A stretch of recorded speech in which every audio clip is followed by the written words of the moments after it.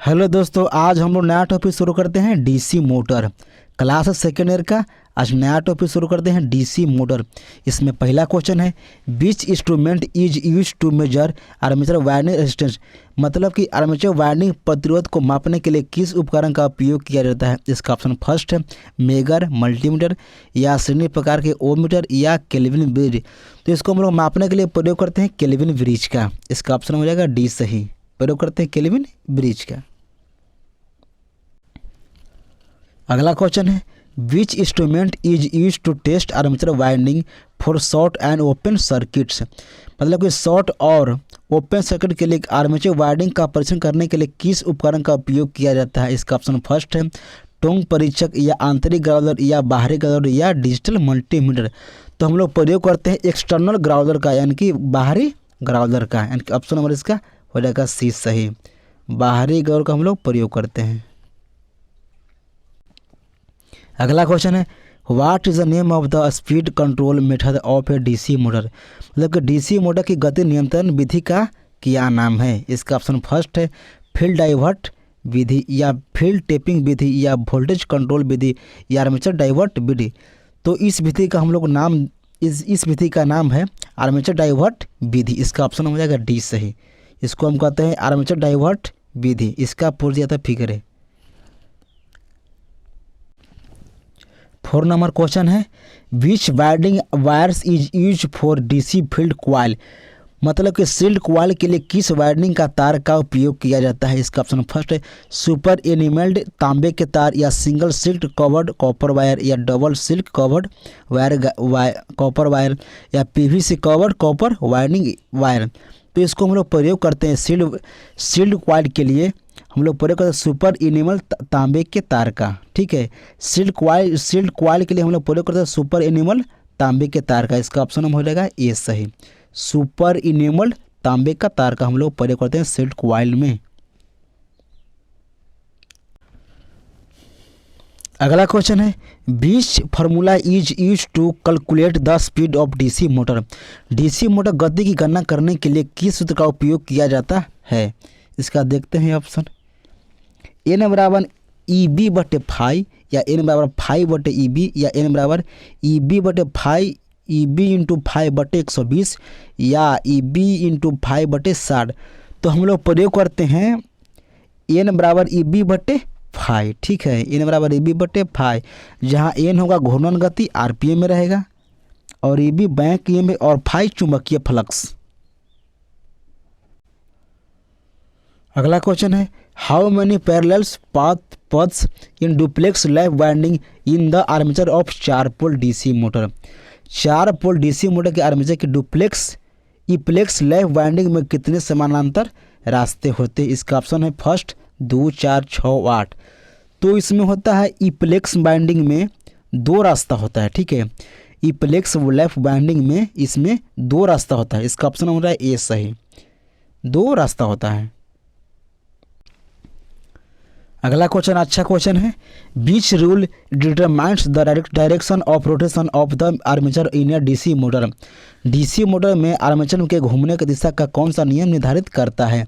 इसका option first है दाहिने हाथ का पकड़ नियम या दाहिने हाथ का हथेली का नियम या फ्लेमिंग के बाएं हाथ का नियम या फ्लेमिंग के दाहिने हाथ का नियम। देखिए जो होता है जनरेटर, इसको हिंदी में कहते हैं जनरेटर, उसमें हम लोग प्रयोग करते हैं फ्लेमिंग के दाएँ हाथ का नियम का। ठीक है, हम लोग प्रयोग करते हैं जनरेटर में फ्लेमिंग के दाएं हाथ का नियम और मोटर में प्रयोग करते हैं फ्लेमिंग के बाएं हाथ का नियम। तो हमसे क्या पूछा है, मोटर के बारे में पूछना है, तो हम लोग प्रयोग करेंगे फ्लेमिंग के बाएं हाथ का नियम। इसका ऑप्शन हो रहेगा सी सही। जब रहेगा जनरेटर रहेगा जनरेटर, जब उसमें हम लोग प्रयोग करेंगे फ्लेमिंग के दाएँ हाथ का नियम, और जब रहेगा मोटर तो उसमें प्रयोग करेंगे हम लोग करेंगे फ्लेमिंग के बाएँ हाथ का नियम का। ठीक है, अगला क्वेश्चन है ये तो पूरा फिगरे है what is the name of DC motor.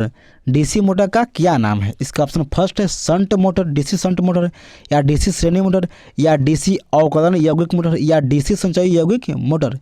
ये तो पूरा फिगरे है, तो इसको हम लोग कहते हैं डीसी शंट मोटर। ठीक है, डीसी शंट मोटर।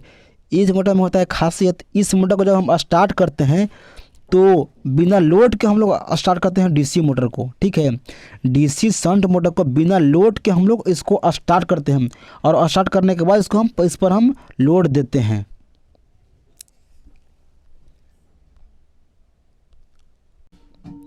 अगला क्वेश्चन है which rule determines the direction of current in DC motor. DC motor में करंट की दिशा किस नियम से निर्धारित होती है? इसका ऑप्शन फर्स्ट है दाहिना हाथ पकड़ नियम और दाहिना हाथ हथेली का नियम, या फ्लेमिंग के बाएं हाथ का नियम, या फ्लेमिंग के दाएं हाथ का नियम। तो हम लोग प्रयोग करते हैं डीसी मोटर, तो इसमें हम लोग प्रयोग करते हैं फ्लेमिंग के बाएं हाथ का नियम, ठीक है। इसका ऑप्शन नंबर सी हो जाएगा से फ्लेमिंग के बाएं हाथ का नियम। अगला क्वेश्चन है name the type of DC motor. DC motor के प्रकार को नाम दें। इसका नाम क्या है? शंट मोटर या श्रेणी मोटर या लंबी शंट कंपाउंड मोटर या शॉर्ट शंट कंपाउंड मोटर। इसको हम लोग कहते हैं शॉर्ट शंट कंपाउंड मोटर। इसका ऑप्शन हो जाएगा डी सही, शॉर्ट शंट कंपाउंड मोटर। अगला क्वेश्चन है what is the name of the equipment. उपकरण का नाम क्या है? इसका ऑप्शन फर्स्ट है मेगर या भू प्रतिरोध परीक्षक या आंतरिक ग्राउलर या बाहरी ग्राउलर। तो इसको हम लोग कहते हैं बाहरी ग्राउलर यानी कि एक्सटर्नल ग्राउलर। इसका ऑप्शन हो जाएगा डी सही, बाहरी ग्राउलर इसको हम लोग कहते हैं। बाहरी ग्राउलर, आंतरिक नहीं होगा, बाहरी होगा।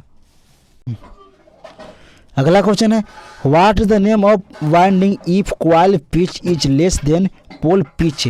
यदि क्वाइल पिच पोल पिच से कम है तो वाइंडिंग का नाम क्या है? इसका ऑप्शन फर्स्ट है पूर्ण पिच कुंडलन या अर्ध पिच कुंडलन या लंबी कोडेड वाइंडिंग या शॉर्ट कोडेड वाइंडिंग। तो इसको हम लोग कहते हैं शॉर्ट कोडेड वाइंडिंग। इसका ऑप्शन नंबर हो जाएगा डी सही, शॉर्ट कोडेड वाइंडिंग। अगला क्वेश्चन है what is the purpose of series register connected with holding coil in DC 4 point starter. DC 4 point starter में होल्डिंग क्वाइल से जुड़े श्रेणी प्रतिरोधक का उद्देश्य क्या है? इसका ऑप्शन फर्स्ट होल्डिंग कुंडली में करंट को सीमित करे या होल्डिंग क्वाइल में करंट बढ़ाए या क्वाइल को पकड़ने से वोल्टेज बढ़ाएं या होल्डिंग क्वाइल में वोल्टेज को कम करे। तो इसका मेन होता है उद्देश्य होल्डिंग कुंडली में करंट को सीमित करे, ठीक है। होल्डिंग कुंडली में करंट को सीमित करे। इसका ऑप्शन हो जाएगा ए सही, limit the current in holding coil, मतलब कि होल्डिंग कुंडली में करंट को सीमित करे। इसका ऑप्शन हो जाएगा ए सही, ठीक है। अगला क्वेश्चन है विच speed control method of DC series motor is use for electric trains. DC series motor में किस गति नियंत्रण विधि का उपयोग इलेक्ट्रिक ट्रेन के लिए किया जाता है? फर्स्ट है फील्ड डाइवर्ट विधि या फील्ड टेपिंग विधि या आर्मेचर डाइवर्ट विधि या आपूर्ति वोल्टेज नियंत्रण विधि। तो हम लोग प्रयोग करते हैं फील्ड डाइवर्ट विधि का, ठीक है। मोटर इलेक्ट्रिक ट्रेन में हम लोग प्रयोग करते हैं फील्ड डाइवर्ट विधि का। इसका ऑप्शन हो जाएगा ए सही, फील्ड डाइवर्ट विधि का हम लोग प्रयोग करते हैं ट्रेन में। अगला क्वेश्चन है Why shunt field coils is connected in series with holding coil in DC 3 point starter। Shunt field coil को DC 3 पॉइंट स्टार्टर में होल्डिंग कॉइल के साथ श्रृंखला में क्यों जोड़ा जाता है? इसका ऑप्शन फर्स्ट है होल्डिंग कॉइल करंट बढ़ाएं, होल्डिंग कॉइल करंट घटाएं, शंट फील्ड को करंट से बचाएं या शंट फील्ड खुले होने की स्थिति में मोटर को सुरक्षित रखें।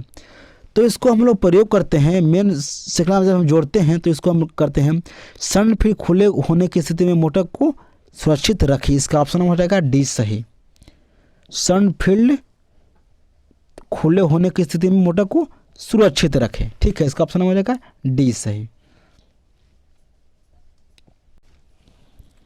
आज तक इतना ही है, फिर अगले वीडियो में मिलेंगे। अगर वीडियो अच्छा लगा तो लाइक से सब्सक्राइब करना ना भूलिएगा, ठीक है।